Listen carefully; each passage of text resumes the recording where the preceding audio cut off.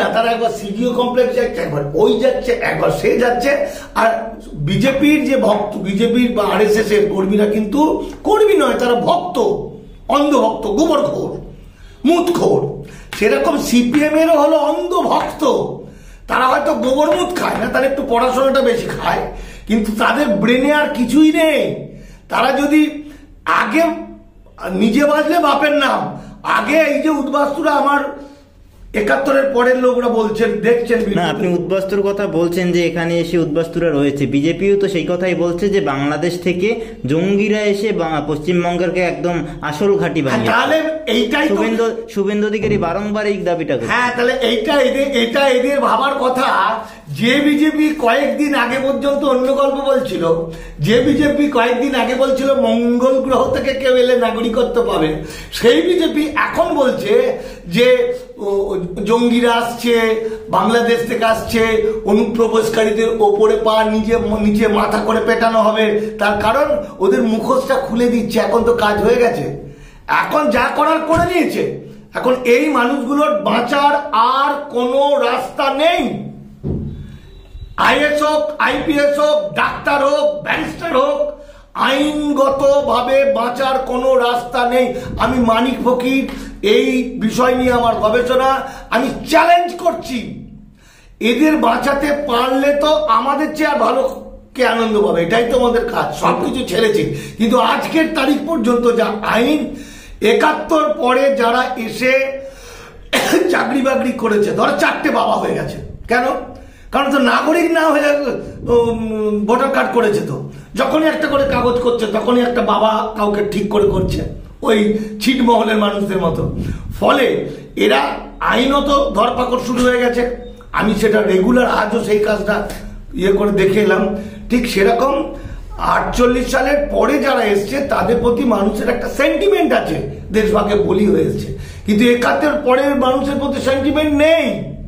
তারা জায়গা দখল করেছে, একটার পর একটা জায়গাকে দখল করে বিজেপি এখন তো সেই কথাগুলো বলছে, তাই তো? শুভেন্দু অধিকারী তাহলে মানে শুধু রাজ্যে বসে তো বলছেন, রাজ্যের বাইরে কিছুদিন আগে মহারাষ্ট্রে গেছিলেন, সেখানে গিয়েও বলেছেন যে এখানে জঙ্গিরা পশ্চিমবাংলায় এসে ঢোকে, সেফ প্যাসেজ নিয়ে সারা ভারতে ছড়িয়ে পড়ে। শুভেন্দু অধিকারীকে ব্যক্তিগতভাবে জিজ্ঞাসা করবে, বাপ অনুপ্রবেশকারী মানে কি? ভারতবর্ষে মুসলমান অনুপ্রবেশকারীর সংখ্যা নিতান্তই কম। যারা ঢুকছে তারা গরিব মানুষ, লোকের বাড়িতে কাজ করছে, লেবার কাটছে, বাড়ি চলে যাচ্ছে, তারা কোনোদিন নাগরিকত্ব চায়নি।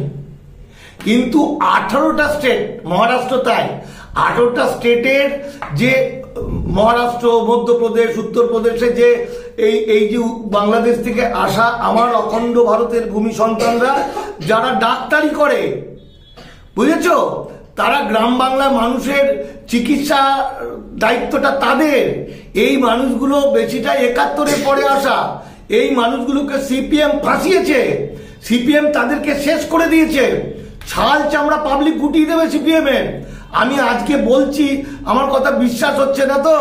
এখন অনেকে বলছে হ্যাঁ মানিকদা যা বলেছিল সব মিলে গেছে।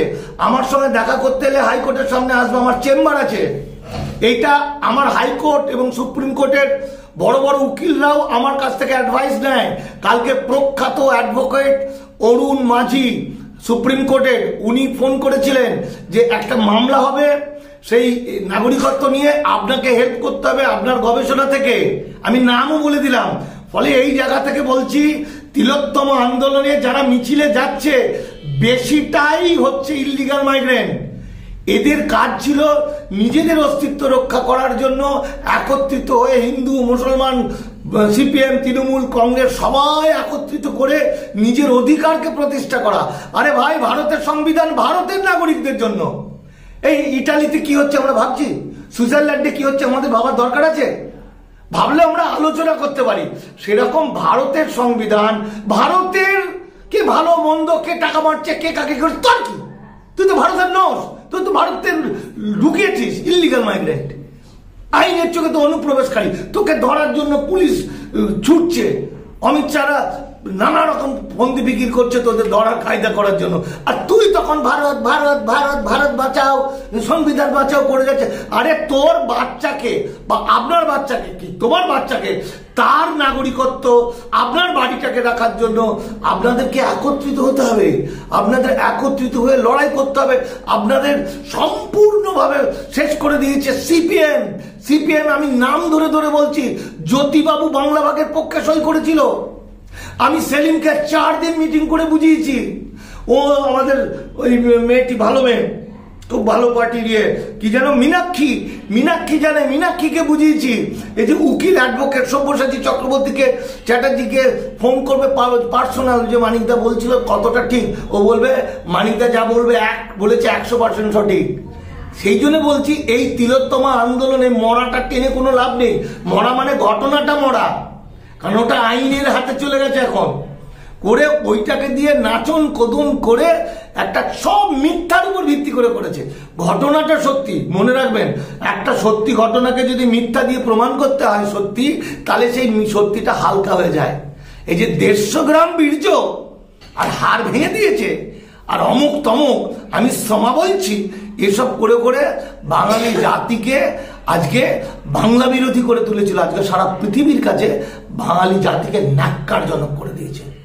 ততক্ষণ পর্যন্ত বাঙালি জাতির একটা বিরাট অংশকে ওরা শেষ করবে, ততক্ষণ পর্যন্ত সিপিএম শেষ করবে না। কারণ আমাদের ইতিহাস যদি দেখতে হয় তাহলে দেখো 1977 সালে, 1977 সালে সম্ভবত 77 কি 75 হবে, সিপিএম এর polit bureau secretary P Sundarayya তিনি পার্টি থেকে পদত্যাগ করেছিলেন। কেন পদত্যাগ করেছিলেন? তার যে কারণগুলো, প্রথম কারণটা হলো সিপিএম এর সঙ্গে আরএসএস এর সম্পর্ক। সিপিএম এর সঙ্গে আরএসএস এর গভীর সম্পর্কের জন্য পলিট ব্যুরো সেক্রেটারি সে পদত্যাগ করছে। এখানে তিলোত্তমাকে ক্যাশ করেছে। তিলোত্তমার মায়ের হাতে সেই ঘটি ছাড়ার কিছু নেই, সে কিছুই পেল না, মেয়েকেও হারালো আর হাতে একটা ঘটি পেল, তাই তো? আর বাকিটা সমস্তটা ক্যাশ করে নিল সিপিএম। ও একটা দোকানটা চালু করতে চেয়েছিল। আসলে দোকানটা কাদের ভিত্তির উপর, কাদের বুকের উপর দিয়ে চালু করতে চেয়েছিল? যারা সিপিএম কে 34 বছর ধরে ভোট দিয়েছে। কেন? 71 সালের পর থেকে, 48-এরটা তো বাদ দাও, সে তো আছেই, 71-এর পরে বাম আমলে যারা এসেছিল তাদেরকে সিপিএম বলেনি তোমরা চলে যাও। ফলে বাম আমলে চাকরি পাওয়া উদ্বাস্তুরা যারা বেশিরভাগ এই আন্দোলনের সঙ্গে আছে, আরজিকর তিলোত্তম আন্দোলনের কারা আন্দোলন করছে? বাঙালরা আন্দোলন করছে। কোন বাঙালরা আন্দোলন করছে? শিক্ষিত, পয়সাওয়ালা, বড় বড় চাকরি পাওয়া, যারা আইনের চোখে অবৈধ অনুপ্রবেশকারী, ইল্লিগাল মাইগ্রেন্ট। সিপিএম তাদেরকে বুঝতে দিচ্ছে না। 1971-এর 29শে নভেম্বর ভারত সরকার সার্কুলার দিয়েছিল 71-এর 25শে মার্চের পরে যারা ঢুকবে তারা ফিরে যাবে, তারা কখনোই ভারতবর্ষের নাগরিকত্বের আবেদন করতে পারবে না। এবং 1 কোটি মানুষ ফিরে যায়নি। তাদের যে বংশধররা, তাদের ছেলেমেয়েরা কোনোদিন জন্মগত নাগরিকত্ব নেই। তাহলে সিপিএম কি করছে? ওদেরকে তা দিয়ে রাখছে।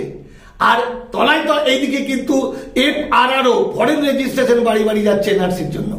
আমার কাছেই একাধিক মানুষ এসেছে। কিন্তু সিপিএম তো বলছে তৃণমূল এবং বিজেপির মধ্যে সেটিং হয়েছে, সেই জন্য সিবিআইকে চেপে ধরতে তারা গেছে। সিপিএম তৃণমূল এবং বিজেপির সঙ্গে সেটিং হয়েছে কি হয়নি সেটা আমি গোয়েন্দা নই, আমি ওটা জানি না। কিন্তু সেটিং হোক আর শাটিং হোক, যে উপকার করবে দুধ দেবে সেই তো আমার কাছে ভগবান। তাহলে আজকে এই যে সিএতে যদি সিপিএমরা সবাই যদি আবেদন করে দিত তাই তো সব শেষ। কে বাধা দিয়েছে? মমতা বন্দ্যোপাধ্যায়। তাহলে সেই জায়গায় মমতা বন্দ্যোপাধ্যায় ভগবান। কারণ উদ্বাস্তুদের পশ্চিমবঙ্গটাই হচ্ছে একমাত্র জায়গা আপাতত কিছুদিন অন্তত বাঁচতে পারবে। 1944 সালে কমিউনিস্ট পার্টি সিপিআই এর পিসি যোশী তিনি প্রথমে লেখেন যে প্রচার করেন যে বাংলা ভাগ চায়, বর্ণ হিন্দুদের জন্য বাংলা, মুসলমানরা আলাদা।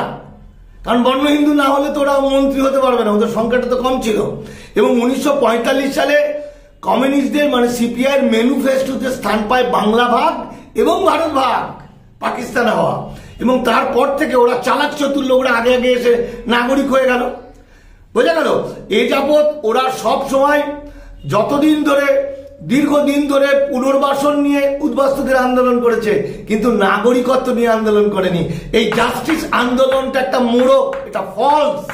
এই আন্দোলনের ইস্যুটা মারাত্মক, এটা একটা সত্যি ঘটনা, কিন্তু ওইটাকে লেগে লেগে লেগে লেগে থাকার কারণ হচ্ছে ঠিক যেভাবে যে চোর ধরো জেল ভরো, চোর ধরো জেল ভরো করেছিল, ওটা আসলে ওই সময় রাজ্যে এনপিআর চলছিল, এনআরসির কাজ চলছিল।